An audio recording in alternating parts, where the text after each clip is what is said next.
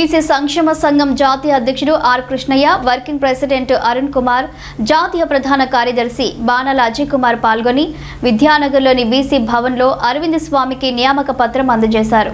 జాతీయ ప్రధాన కార్యదర్శి బాణాల అజయ్ కుమార్ ఉగాది శుభాకాంక్షలు తెలియజేసి అరవింద్ స్వామి విద్యార్థి నాయకుడిగా, ఓయూల విద్యార్థిగా ఫీజు రీయింబర్స్మెంట్, స్కాలర్షిప్ల వంటి సమస్యలపై ముందుండి పోరాడిన వ్యక్తిని గుర్తు చేశారు. అరవింద్ స్వామి జ్యోతిరావు పూలే, సావిత్రిబాయి పూలే ఆదర్శాలకు అనుగుణంగా సామాజిక కార్యక్రమాలు కొల్లాపూర్ నియోజకవర్గంలో ఆదర్శ వివాహ కార్యక్రమం నిర్వహించడం ద్వారా సమాజానికి సేవ చేస్తున్నట్లు జాతీయ ప్రధాన కార్యదర్శి తెలిపారు. ముందుగా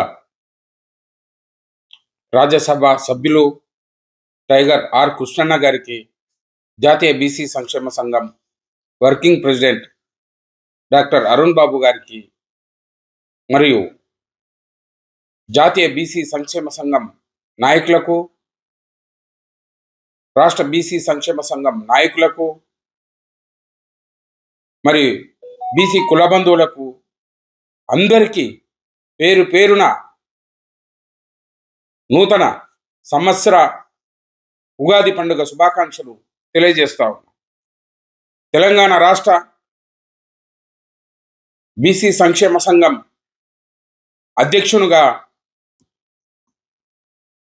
అరవింద్ స్వామిని నియమిస్తూ